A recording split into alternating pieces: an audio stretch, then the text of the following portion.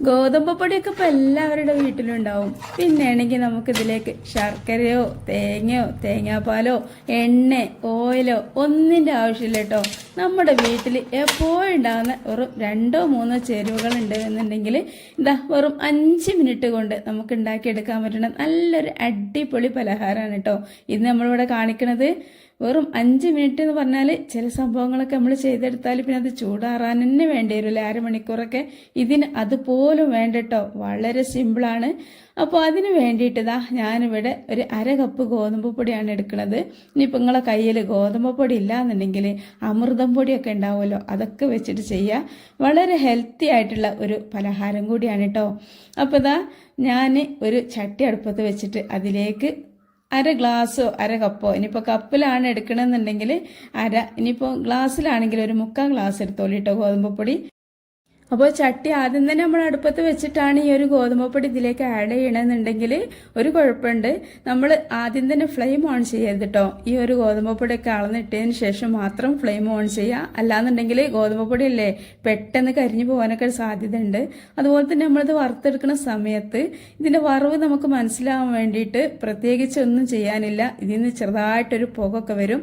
അതുപോലെ തന്നെ ഗോതമ്പ് പൊടി വറുത്തിട്ടൊരു പ്രത്യേകത നല്ലൊരു സ്മെല്ലും വരും കേട്ടോ. അപ്പോഴാണിത് ശരിക്കും അങ്ങോട്ട് വറുന്നായിട്ടുണ്ട് നമുക്ക് മനസ്സിലാവുക.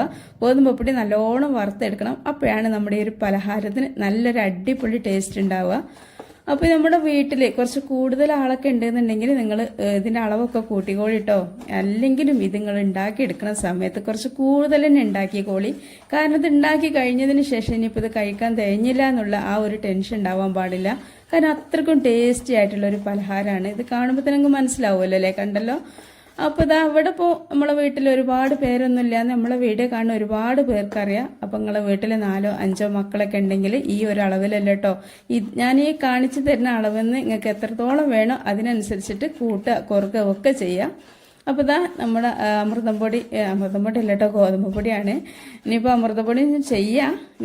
അമൃതം പൊടിയിലാണ് ഞാൻ ചെയ്യാൻ വിചാരിച്ചത്. പിന്നെ ഞാൻ വിചാരിച്ചത് അമൃതം പൊടിയൊന്നും ഇപ്പോൾ എല്ലാവരും വീട്ടിലും എപ്പോഴും ഉണ്ടാവില്ലല്ലോ. ഇത്രയും ടേസ്റ്റി ആയിട്ടുള്ള ഒരു പലഹാരമൊക്കെ കാണുമ്പോൾ ഇനിയിപ്പോൾ അമൃതം പൊടി ഇല്ല എന്ന് വിചാരിച്ചിട്ട് ആരും ഒഴിവാക്കണ്ടെന്ന് വിചാരിച്ചിട്ട് ഗോതമ്പ് പൊടിയിൽ ചെയ്തെടുക്കുകയാണ് കേട്ടോ. അപ്പോൾ ഇതാ നല്ലോണം വറവായി എന്ന് മനസ്സിലാവാൻ വേണ്ടിയിട്ട് ഞാൻ പറഞ്ഞല്ലോ, നല്ലൊരു സ്മെല്ലൊക്കെ വരുമെന്ന്. അപ്പോൾ ഇതിന് നല്ലൊരു സ്മെല്ലൊക്കെ വന്നിട്ടുണ്ട്. അതുപോലെ തന്നെ ഒരു ചെറുതായിട്ടൊരു കളർ ചേഞ്ച് ഒക്കെ വരും കേട്ടോ.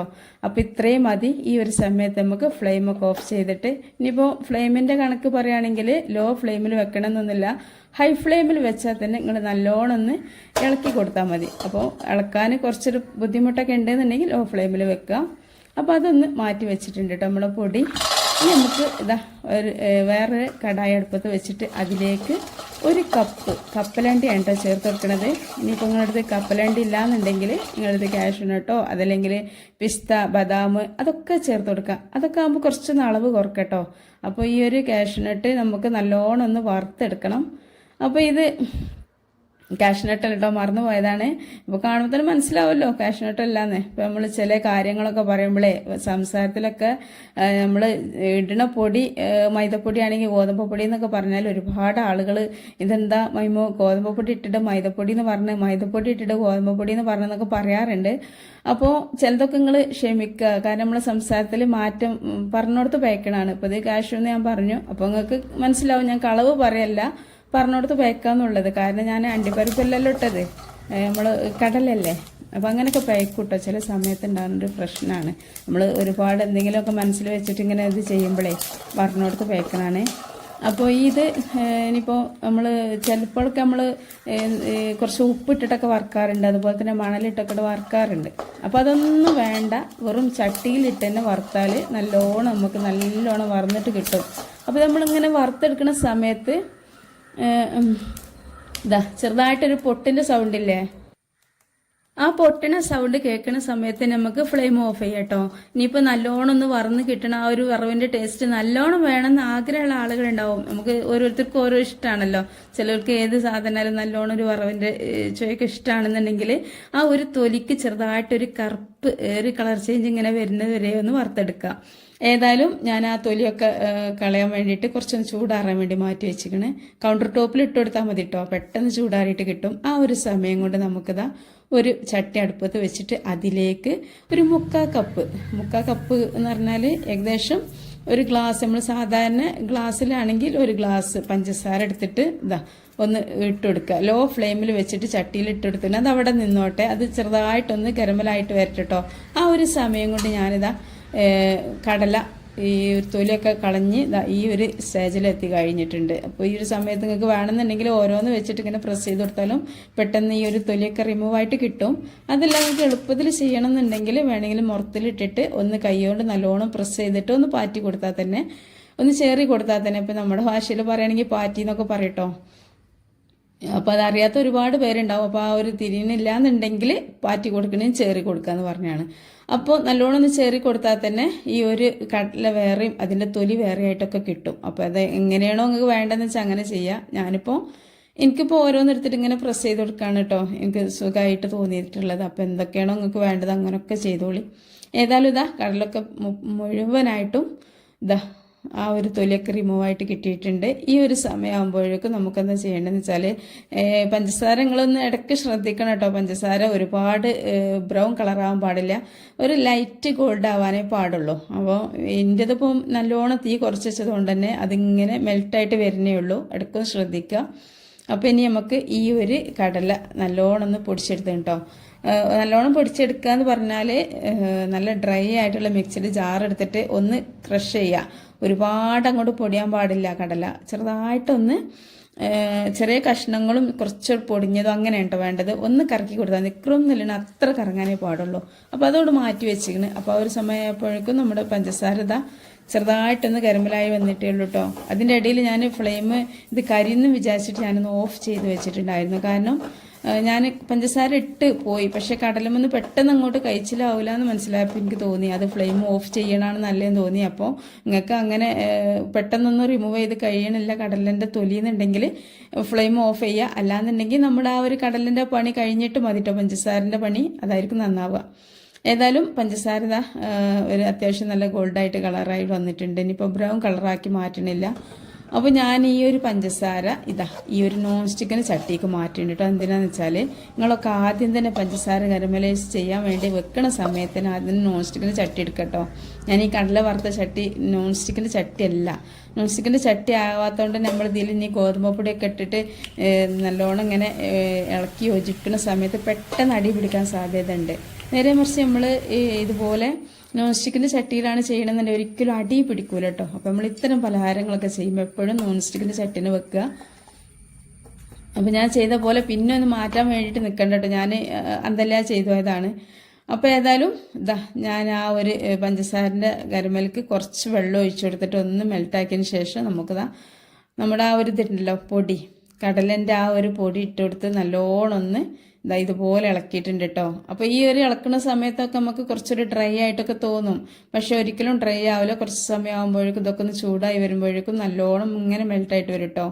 അപ്പോൾ ആ ഒരു സമയത്ത് നല്ലോണം ഒന്ന് ഇളക്കിയതിന് ശേഷം നമ്മുടെ ആ വറുത്തച്ച ഗോതമ്പ് പൊടി ഉണ്ടല്ലോ അതും കൂടെ ഇതിലിട്ടിട്ട് നല്ലോണം ഒന്ന് ഇളക്കിയെടുക്കാം. അപ്പോൾ ഈ ഒരു ഗോതമ്പ് പൊടി ഇട്ടുന്ന സമയത്തും നല്ലോണം ഡ്രൈ ആയിട്ട് തന്നെ നമുക്ക് തോന്നും. അപ്പോൾ എന്ന് വിചാരിച്ചിട്ട് നിങ്ങൾ ഇതിലേക്ക് പച്ചവെള്ളമോ ചുടുവെള്ളമോ ഒരു വെള്ളം ഒഴിച്ചു കൊടുക്കരുത്. അതുപോലെ തന്നെ ഇനിയിപ്പോൾ കുറച്ചും കൂടെ കരമലൈസ് ചെയ്ത് ഇടട്ടെ പഞ്ചസാര എന്ന് വിചാരിക്കൊന്നും ചെയ്യരുത് കേട്ടോ. ഇത് നമ്മളിത് ഇങ്ങനെ ഇളക്കി കുറച്ച് സമയം ഇങ്ങനെ ഒരു മിനിറ്റോളം ഇങ്ങനെ ലോ ഫ്ലെയിമിലിട്ട് ഇളക്കുമ്പോഴേക്കും ഇത് നല്ല ഒരു ഇതായിട്ട് വരും, നല്ലൊരു മെൽട്ടായിട്ട് വരും. അപ്പോൾ ഇതിലേക്ക് നമ്മൾ കുട്ടികൾക്കൊക്കെ കൊടുക്കുമ്പോൾ നല്ലൊരു ഹെൽത്തി ആയിട്ടുള്ള ആയി കിട്ടാൻ വേണ്ടിയിട്ട് തന്നെ, ഇത് പ്രത്യേകിച്ചും കുട്ടികളാണ് ഇത് കഴിക്കുക, ഒരു ടേബിൾ സ്പൂണ് നെയ്യും അതുപോലെ തന്നെ ഒരു പിഞ്ച് ഉപ്പും ലേശം ഏലക്കാപ്പൊടിയും ചേർത്ത് കൊടുക്കേണ്ടി കേട്ടോ. നല്ലൊരു ഫ്ലേവർ ആയിരിക്കും കുറച്ച് ഏലക്കാപ്പൊടിയൊക്കെ ചേർത്ത് കൊടുത്താൽ. ഇത് പഞ്ചസാരയൊക്കെ കൂട്ടി പൊടിച്ചിട്ടുള്ള ഏലക്കാപ്പൊടിയാണ്, അതൊരു 1/2 ടേബിൾ സ്പൂണോളം ചേർത്ത് കൊടുത്തിട്ടുണ്ട്. ഇനി ഇതെല്ലാം കൂടിയിട്ട് നല്ലോണം ഒന്ന് ഇളക്കിയെടുക്കുക. അപ്പോൾ ഞാൻ പറഞ്ഞല്ലോ ഇതിപ്പോൾ നല്ല ഡ്രൈ ആയിട്ടാണ് ഇരിക്കണമെന്ന്, ഇതിലേക്ക് ഒരു വെള്ളം ഇനി ചേർക്കരുത് എന്നൊക്കെ. കാരണം ചൂട് തട്ടുമ്പോൾ ഇത് നല്ലോണം മെൽറ്റായിട്ട് കിട്ടും കേട്ടോ. അപ്പോൾ ഇനിയിപ്പോൾ ഒരുപാട് വെള്ളത്തിൻ്റെ അംശമൊന്നും ആവും വേണ്ട, ഈ ഒരു കറക്റ്റിലാണ്. ഇപ്പോൾ കണ്ടില്ലേ ഇത് നല്ലോണം ഒരു അത്യാവശ്യം കുറച്ചൊരു നനവൊക്കെ ആയിട്ടുണ്ടാവും, ഒരു നെയ്യിൻ്റെയും പിന്നെ അതുപോലെ തന്നെ പഞ്ചസാര ചൂടാറും. നമ്മൾ ഈ പൊടിയൊക്കെ ഇട്ട് കൊടുക്കുന്ന സമയത്ത് ചെറുതായിട്ടും ചൂടാറും, പക്ഷെ നമ്മൾ പൊടി ഇട്ടിങ്ങനെ ഇളക്കുന്ന സമയത്ത് വീണ്ടും ചൂടായിട്ട് പഞ്ചസാര വീണ്ടും മെൽട്ടാവും. അപ്പോഴാണിത് ശരിക്കും അങ്ങോട്ട് നല്ലൊരു ഇതായിട്ട് കിട്ടുക, പാകത്തിന് കിട്ടുക കേട്ടോ. അപ്പോൾ ഈ ഒരു സമയത്ത് നമ്മൾ ആദ്യം തന്നെ ചെയ്യേണ്ട പണി എന്താ വെച്ചാൽ നമ്മളിത് ഏത് പാത്രത്തിലാണോ സെറ്റ് ചെയ്യാൻ വേണ്ടി വെക്കുന്നത് ആ ഒരു പാത്രം ആദ്യം തന്നെ കുറച്ച് ഓയിലോ എണ്ണ എന്തെങ്കിലുമൊക്കെ ഒന്ന് പുരട്ടി വെക്കണം കേട്ടോ. ഇനിയിപ്പോൾ നിങ്ങൾ നോൺ സ്റ്റിക്കിൻ്റെ ചട്ടിയിലാണ് ഇത് നേർക്ക് സെറ്റാക്കാൻ വെക്കണമെന്നുണ്ട്, ചെറിയ ചട്ടിയൊക്കെ ഉണ്ടെങ്കിൽ അതിനിപ്പോൾ ഇനിയിപ്പോൾ നമ്മൾ ഓയിലോ നെയ്യൊന്നും പുരട്ടേണ്ട ആവശ്യമില്ല. പക്ഷേ ഇതുപോലെ അലുമിനിയത്തിലോ സ്റ്റീലൊക്കെ വെക്കുകയാണെങ്കിൽ മസ്റ്റായിട്ട് നിങ്ങൾ ഓയിലോ നെയ്യോ എന്തെങ്കിലും പുരട്ടി കൊടുക്കണം കേട്ടോ. നമുക്കത് വേഗം വിട്ട് കിട്ടാൻ വേണ്ടിയിട്ടാണ്. അപ്പോൾ ഞാനിപ്പോൾ ഇതുപോലത്തെ ഒരു കേക്ക് മോൾഡാണ് എടുത്തിരിക്കണത്, നല്ല ചതുരത്തിൽ സ്ക്വയറായിട്ടൊക്കെ കിട്ടണേ. എന്നിട്ട് നമ്മൾ ഇതിലേക്ക് ആ ഒരു ചൂടോട് കൂടി തന്നെ ഇട്ട് കൊടുത്തതിന് ശേഷം പെട്ടെന്ന് തന്നെ പ്രസ് ചെയ്ത് കൊടുക്കുക. നമുക്ക് ലെവൽ ചെയ്യലും പ്രസ് ചെയ്യലും ഒക്കെ കറക്റ്റിന് പെട്ടെന്ന് ചെയ്യണം കേട്ടോ. കാരണം ഇത് ചൂടാറി കഴിഞ്ഞാൽ അത് സെറ്റാവില്ല. സെറ്റാവാൻ നമുക്ക് വിചാരിച്ച രീതിയിലുള്ള കിട്ടൂല. അപ്പോൾ നമുക്ക് വിചാരിച്ച ആ ഒരു ഭംഗിയൊക്കെ കിട്ടണം എന്നുണ്ടെങ്കിൽ ഇതുപോലെ പെട്ടെന്ന് ആ ഒരു ചൂടോട് കൂടി തന്നെ ഇതിലിട്ടിട്ട് നല്ലോണം ഒന്ന് പ്രസ് ചെയ്ത് കൊടുക്കുക. ഇപ്പം ഇത് നല്ലോണം പ്രസ്സായി വന്നിട്ടുണ്ട്. ഇനി നമുക്ക് കട്ട് ചെയ്ത് കിട്ടണം എന്നുണ്ടെങ്കിൽ ഇത് ചൂടാറി കഴിഞ്ഞാൽ ഒരിക്കലും നമുക്കിത് കട്ട് ചെയ്യാൻ കിട്ടില്ല, നല്ല ഉറപ്പായിരിക്കും. അപ്പോൾ അതിന് വേണ്ടിയിട്ട് ഈ ഒരു ഇളം ചൂടിൽ തന്നെ ഇതന്നെ ഇപ്പോൾ കുറച്ചൊന്ന് ചൂടാറി, ഞാൻ ലെവൽ ചെയ്ത് വന്നപ്പോൾ അതിന് കുറച്ചൊരു ചൂടൊക്കെ ആറിയിട്ടുണ്ട്. അപ്പോൾ ആ ഒരു സമയത്ത് നമുക്ക് കത്തിയോണ്ട് ഇതുപോലെ നമുക്ക് ഏത് ഷേപ്പിലാണ് നമുക്ക് വേണ്ടതെന്ന് വെച്ചാൽ ആ ഒരു ഷേപ്പിൽ ഇതുപോലെ ഒന്ന് കത്തിയോണ്ട് ഇങ്ങനെ ഒരു വരട്ട് കൊടുക്കട്ടോ. എത്ര വലുപ്പമുള്ള കഷ്ണങ്ങളാണോ നിങ്ങൾ ചെയ്യണമെന്നുണ്ടെങ്കിൽ ആ ഒരു രീതിയിലുള്ള വലുപ്പത്തിൽ കഷ്ണങ്ങൾ ആക്കിയിട്ട് ആദ്യം തന്നെ കട്ട് ചെയ്തെടുക്കണ്ട, ഒന്നിങ്ങനെ വരച്ചു കൊടുത്താൽ മതി. വരച്ചു കൊടുത്താൽ തന്നെ പിന്നെ നമുക്കിത് ചൂടാറിയിട്ട് നമ്മൾ തട്ടിയെടുക്കുന്ന സമയത്ത് നമുക്ക് പെട്ടെന്ന് തന്നെ കഷ്ണങ്ങളൊക്കെ കിട്ടും. അപ്പോൾ ഇത് കുറച്ച് ഉറപ്പായിട്ടുണ്ട്. അപ്പോൾ നിങ്ങൾ വേഗം ചെയ്യട്ടോ. ഞാനിങ്ങനെ നല്ലോണം ലെവൽ ചെയ്ത് വന്നപ്പോൾ ഇത് കുറച്ചും ചൂടാറി. അപ്പം ലെവൽ ചെയ്യലൊക്കെ കുറച്ചാലും ഇങ്ങനെ വരട്ടെടുക്കൽ പെട്ടെന്ന് ചെയ്യാം. എന്നിട്ട് വേണമെങ്കിൽ ഒന്നും കൂടി സ്പൂൺ കൊണ്ട് ഒന്നും കൂടി പ്രസ് ചെയ്ത് കൊടുക്കട്ടോ. അപ്പോൾ ഏതായാലും ഇത് ഇനിയിപ്പോൾ ഒരുപാട് സമയമൊന്നും വേണ്ട. നമ്മളിപ്പോൾ എന്തൊരു പലഹാരം ഉണ്ടാക്കിയിട്ട് സെറ്റ് ചെയ്യാൻ വെച്ചാലും കുറച്ച് സമയം വേണ്ടിയല്ലേ. ചൂടാറിയൊക്കെ ആകുമ്പോഴേക്കും ഒരു അരമണിക്കൂർ 1 മണിക്കൂറൊക്കെ നമ്മൾക്ക് റെസ്റ്റ് ചെയ്യാൻ വേണ്ടിയിട്ട് വെക്കേണ്ടി വരും. പക്ഷേ ഇതിനതൊന്നും വേണ്ട കേട്ടോ. ഇത് നമ്മൾ ഒരു 5 മിനിറ്റ്, വെറും 5 മിനിറ്റ് ആകുമ്പോഴേക്കും ഇത് ചൂടൊക്കെ ഉണ്ടെങ്കിലും നല്ലോണം സെറ്റായിട്ടുണ്ടാവും. അപ്പോൾ അത്യാവശ്യം ചൂടൊക്കെ ആറിയിട്ടുണ്ട്. ഇനി നമുക്കിതിൻ്റെ സൈഡൊക്കെ ഒന്ന് വിടിയിച്ച് കൊടുക്കട്ടോ. നല്ലോണം സൈഡൊക്കെ ഒന്ന് വിടിയിച്ചെടുത്തിട്ട് ഇതുപോലെ ഒന്ന് കമിഴ്ത്തി കൊടുത്താൽ മതി. എന്താണെന്നറിയില്ല, പോരാനൊരു പ്രയാസം അത്രേ ഉള്ളൂ കേട്ടോ. ഇനിയിപ്പോൾ ഇത് പൊട്ടി കണ്ടായി ചാടുന്നില്ലാന്ന് എനിക്ക് ഉറപ്പുണ്ട്. കാരണം ഇത് അങ്ങനാണ്ട് പൊട്ടി കണ്ടം ചാടുന്നില്ലതാ. ഇതപ്പോൾ ഒരിക്കലും ചാടൂല കേട്ടോ. അവർ നമ്മൾ പിടിച്ച് വലിക്കാനും വേണ്ടിയില്ല. അപ്പോൾ നല്ല ഫിനിഷായിട്ട് തന്നെ കിട്ടിയിട്ടുണ്ട്. എന്താണെന്നറിയില്ല, പാത്രത്തിൽ നിന്ന് ചാടാൻ കുറച്ച് പണി ഉണ്ടായി. പോകുന്നൊക്കെ ചെയ്തിന് കേട്ടോ, നല്ലോണം പോന്നിട്ടുണ്ട്. പക്ഷെ അവിടെ ഒരു തടസ്സം, എന്താ അറിയില്ല. നല്ല അടിപൊളിയല്ലേ, കാണാനൊക്കെ എന്ത് ഭംഗിയുണ്ടല്ലേ. കണ്ടപ്പോൾ നല്ല അടിപൊളി കടലമിഠായി പോലെ തന്നെ ഉണ്ട്. കടലമിഠായി നമ്മൾ ഉണ്ടാക്കുമ്പോൾ എങ്ങനെയാണെന്ന് വെച്ചാൽ നമ്മൾ ശർക്കര പാനിയിലാണെങ്കിലും ഇനിയിപ്പോൾ പഞ്ചസാര വെച്ചിട്ടൊക്കെ ആണെങ്കിലും നമ്മൾ ഇതിലേക്ക് പൊടികളൊന്നും ചേർക്കില്ല. നമ്മളിപ്പോൾ ഇതിൽ 1/2 കപ്പ് ഗോതമ്പ് പൊടി ചേർത്തിട്ടുണ്ടല്ലോ. പിന്നെ കടലമിഠായിക്ക് നമ്മൾ ചെയ്യുകയാണെങ്കിൽ ഈ അളവിൽ കിട്ടണം എന്നുണ്ടെങ്കിൽ ഒരുപാട് കടല വേണ്ടി വരും. ഇതാകുമ്പോൾ കടലിൻ്റെ അളവ് കുറവാണ്. കണ്ണിൽ നല്ല ഉറപ്പുണ്ട് കേട്ടോ. നമ്മൾ കടലമിഠായി പൊട്ടിക്കണം അതേപോലെ തന്നെ കടലമിഠായിൻ്റെ അതേ ടേസ്റ്റാണ് കേട്ടോ. കടലമിഠായിനേക്കാളും ഒന്നും കൂടെ ഒരു മടങ്ങ് ടേസ്റ്റാണ്. അപ്പോൾ 1 കപ്പ് കടലൊക്കെ ഉണ്ടെങ്കിൽ നമ്മൾ ഇഷ്ടം പോലെ നമുക്ക് ഈ ഒരു പലഹാരം ഉണ്ടാക്കിയെടുക്കാം. ഇനിയിപ്പോൾ നിങ്ങൾക്ക് അളവ് ഇതിപ്പോൾ ഒരുപാട് കടലുണ്ട് കേട്ടോ. ഇനിയിപ്പോൾ നിങ്ങൾക്ക് അളവ് കൂടുതൽ വേണം, വീട്ടിൽ കുറേ പേരൊക്കെ ഉണ്ടെന്നുണ്ടെങ്കിൽ നമ്മൾ ഗോതമ്പപ്പൊടിൻ്റെ അളവ് കൂട്ടിയാൽ മതി, കടലിൻ്റെ അളവ് കൂട്ടേണ്ട ആവശ്യമൊന്നുമില്ല. അപ്പം അടിപൊളി ടേസ്റ്റി ആയിട്ടുള്ളൊരു പലഹാരമാണ്. വളരെ പെട്ടെന്ന് ഉണ്ടാക്കിയെടുക്കാൻ പറ്റും. നമ്മുടെ മക്കളൊക്കെ എപ്പോഴും സ്കൂളിൽ പോകുമ്പോൾ ഇടയ്ക്കിടയ്ക്ക് 5 രൂപ 10 രൂപ ഒക്കെ നമ്മളോട് ചോദിക്കും. അതുപോലെ തന്നെ അവർ സ്കൂളിൽ വന്നാലും വേണ്ടി വരും അവർക്ക് പൈസ ഒക്കെ അല്ലേ ഇടയ്ക്കിടയ്ക്ക് മിഠായിക്ക് വാങ്ങാൻ. അപ്പോൾ ഇതുപോലെ നമ്മൾ ഉണ്ടാക്കി വെച്ച് കഴിഞ്ഞാൽ ഇനിയിപ്പോൾ എപ്പോഴും 5 രൂപ നമുക്ക് കൊടുക്കാൻ കഴിയില്ലല്ലോ. അപ്പോഴൊക്കെ നമുക്ക് മക്കൾക്ക് നല്ല ഹെൽത്തി ആയിട്ടുള്ള, ഇനിയിപ്പോൾ കടയിൽ നിന്നൊക്കെ വാങ്ങുന്ന മിഠായി എന്ത് വിശ്വാസമാണ്, ഒരുപാട് കെമിക്കലൊക്കെ ചേർത്തിട്ടായിരിക്കും. ഇതാകുമ്പോൾ അതൊന്നും ഇല്ലല്ലോ, നമ്മളെ വീട്ടിലുള്ള സാധനങ്ങൾ വെച്ചിട്ടല്ലേ. അപ്പോൾ ഇതുപോലൊക്കെ ഉണ്ടാക്കി വെച്ചാൽ നമ്മൾ കുഞ്ഞു മക്കൾക്കൊക്കെ ഇടയ്ക്കിടയ്ക്ക് എടുത്തും കൊടുക്കുക. ഇനിയിപ്പോൾ മക്കൾക്ക് തന്നെയല്ലേ, നമുക്കും ഇതൊക്കെ കിട്ടിയാൽ വലിയ ഇഷ്ടം തന്നെ ആയിരിക്കും. അപ്പോൾ എല്ലാവരും ഇതൊന്ന് ട്രൈ ചെയ്ത് നോക്കുക. പിന്നെ നമ്മളെ വീഡിയോക്ക് താഴെ ലൈക്കൊക്കെ നിങ്ങൾ ചെയ്തിട്ടുണ്ടാകുമെന്ന് വിചാരിക്കേണ്ട കേട്ടോ. അപ്പോൾ ലൈക്ക് ചെയ്യാൻ മറന്ന കൂട്ടുകാരൊക്കെ ഉണ്ടെങ്കിൽ നമുക്കൊരു ലൈക്കൊക്കെ തരി. പിന്നെ അതുപോലെ തന്നെ നമ്മുടെ ചാനൽ ആദ്യമായിട്ട് കാണുന്ന കൂട്ടുകാരൊക്കെ ഉണ്ടെങ്കിൽ ഒന്ന് സബ്സ്ക്രൈബൊക്കെ ചെയ്ത് ഒന്ന് സപ്പോർട്ട് ചെയ്യട്ടോ.